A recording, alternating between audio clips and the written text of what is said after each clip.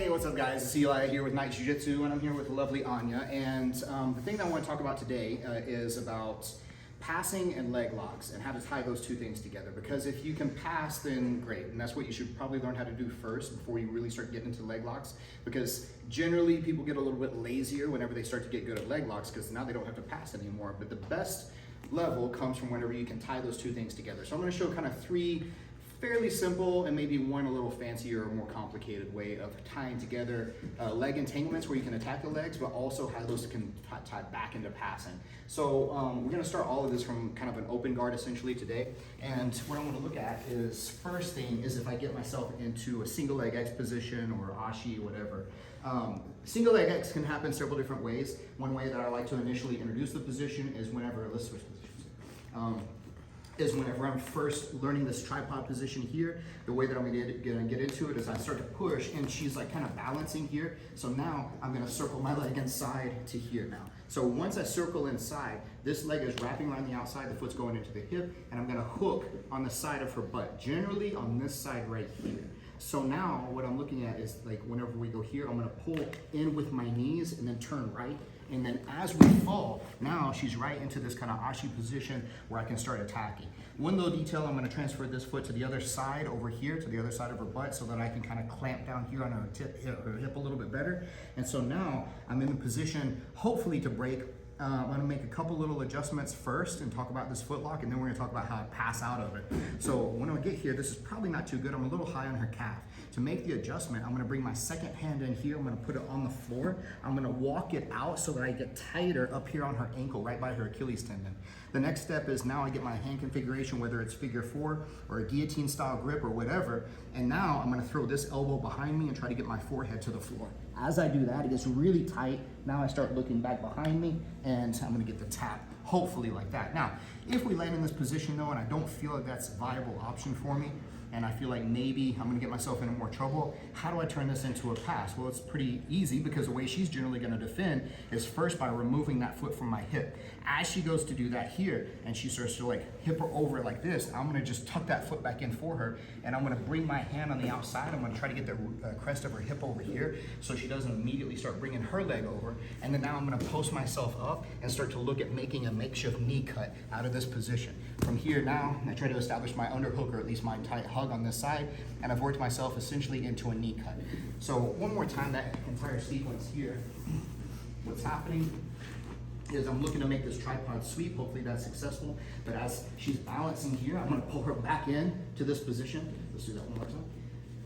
Is what I'm looking to do is I'm getting this tripod position. I'm going to sweep. She keeps her balance here like this. I wrap my foot inside. I hook on this side of her butt. I make a single leg X sweep right here. I don't feel like necessarily this is a viable option. Maybe I do or maybe I don't. But once she goes to clear this, if I haven't been able to make this foot lock happen first, as she goes to clear, I'm going to block her hip out with my hand. I'm going to come up to this combat base type position. I knee cut over, clear the leg, and then I'm back into my passing. Another position that is common for getting into leg entanglements to start to try to attack from is whenever we get to like a 50-50 position. This can happen a lot of different ways, so I'm not going to spend a lot of time talking about this 50-50 entry. But once we wind up in this position, essentially 50-50 is where she's got her leg laced the same way that I do. We both have the same leg free. The winner of this position typically is the person who cuts a better angle. Now you can transfer different directions and attack different ways, but one of the most common ways is for me to start to angle more inward like this to expose the heel on this side for the inside heel hook.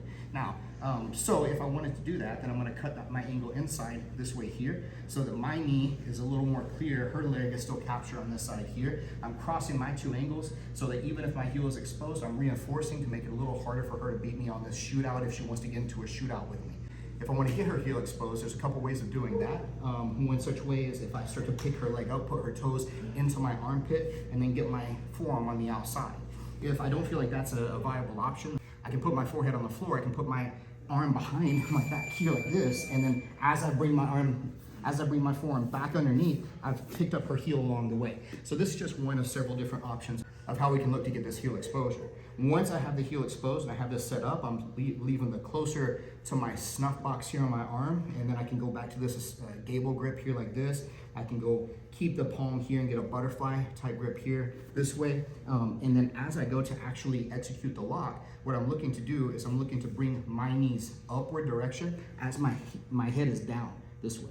So now it's a matter of taking her toes toward her butt this way here, and it's gonna be very tight. It's not a big move where I'm taking her heel all the way across my body. That might get the job done, but it's a big extra move, and there's a lot more opportunity for it to slip out of my armpit that way. So again, once we get into this position here, and I'm reinforcing this so that I'm winning the position, I have a lot more control over her leg than she has over mine, even though we're in a fairly equal position. I'm looking to get her toes into my armpit. I'm looking to get my forearm underneath here like this. My head's going to the ground, and I'm lifting my two knees up, and then I'm hipping into her knee, and I'm taking her toes back toward her butt. It's gonna be very tight. Now, if I don't feel like I'm comfortable in this position, I don't know if I'm gonna win this shootout, or maybe she started it before I did, in which case I need to pass. How can I pass from this position?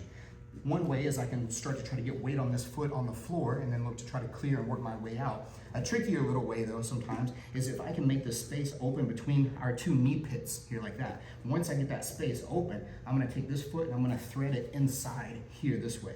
Now, ostensibly she still has my heel exposed, but if you watch that from here, once I have this foot laced through and hooked inside, now if I take her far leg and I pull it across while I extend this inside leg, it actually unties the position.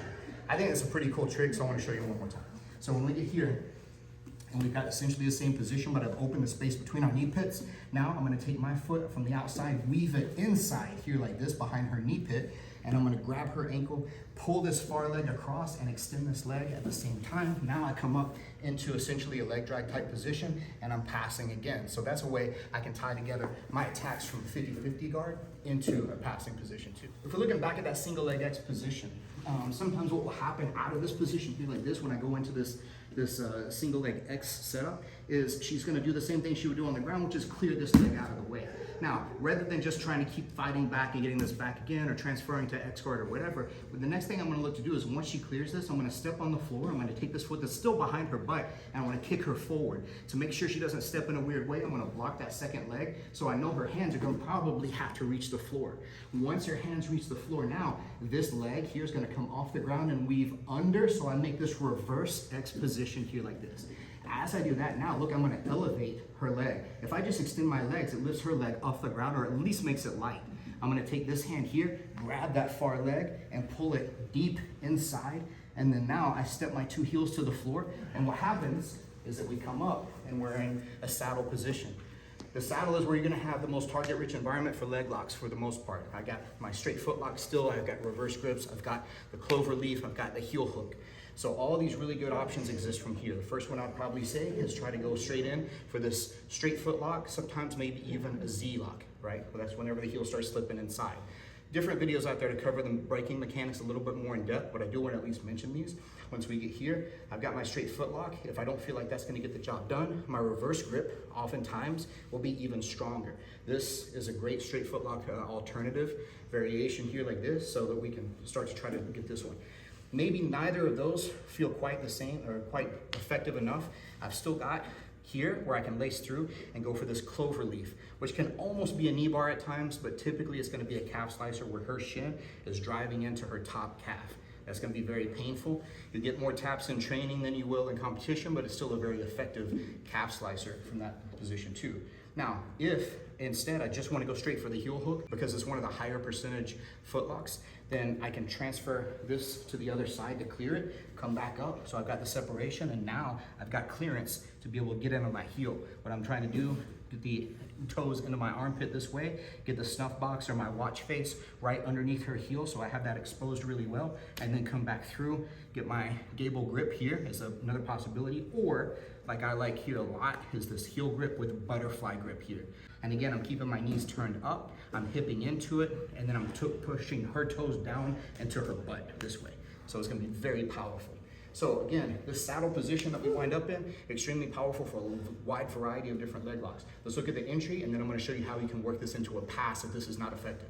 So we got to the single leg exposition. She goes here to clear this out of the way. Once she does that, this foot hits the floor. I'm gonna kick her forward, block her second leg. Her hands go to the floor like this out of self-preservation. I weave this under the first leg, elevate the leg up high, pull this, tuck it in nice and tight for the saddle position. Now, sometimes, like if I just drive down right now, we're gonna land in the saddle position. And so she's already kind of expecting that if she's been here before. So something that you can do from here is as I go to drive this down, I'm gonna drive a little harder like this here, and I'm gonna use that to come up here.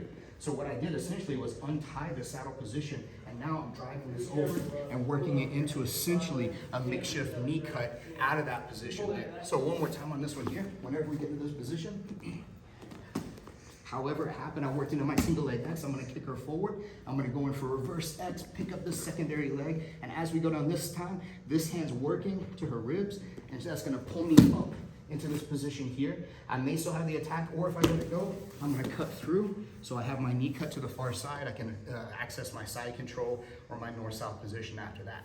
The last one I'm gonna mention is, because this also goes back to that first initial ashi position that we were looking at. So whenever we fall to the floor, and I'm in this very first footlock configuration. I like this one a whole lot because this is a way we can transition from here to the saddle, from the saddle to our pass. So now we're throwing a lot of different things at her. It's very difficult for her to keep up with. So as we go here, and I'm maybe looking to attack this or just controlling the position, she shoves the foot off and she goes to transfer over. From here now, I could go here and start my belly down arm bar here, or my belly down, or their footlock here like this. But from there too, I can take my inside leg and I can step up and across to gather up her other leg. What that's gonna result in is me working back out into the saddle position. So one more time what that looked like here. If we rewind all that way. So we go here, she pushes the foot off like this. Now, as I come up here to attack this leg here, I'm gonna balance on my head. I'm gonna pick my inside leg up here and step across. Once I step across, I bunch up her second leg. And if I go to sit back now and cross, we're back in the saddle position.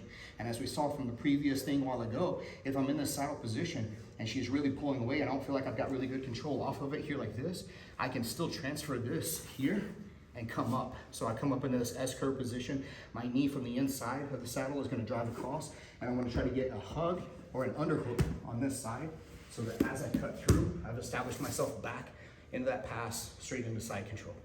So by looking at these different kind of combinations of how we get into leg entanglements, where I can start attacking the legs for straight foot locks, heel hooks, all kinds of different variety of leg attacks, that's gonna keep the opponent kind of occupied with how do I defend my legs and kind of scared and skittish and gun shy the whole time.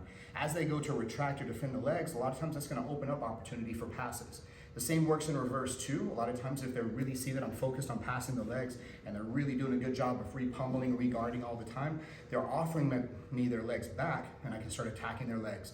So by throwing these different options, attack, pass, in combinations in different ways, then we increase our chances of either landing a submission or getting us past to a superior position where we can mount other attacks. So anyway, let me know which one was your favorite, guys, or let me know if I left something out. You have a good way that you like to tie these two things together, or other submissions that you work into a passing game in the comment section. Thank you guys for watching most of all. Like, subscribe, share, all that stuff. Turn on notifications, and I'll see you next time.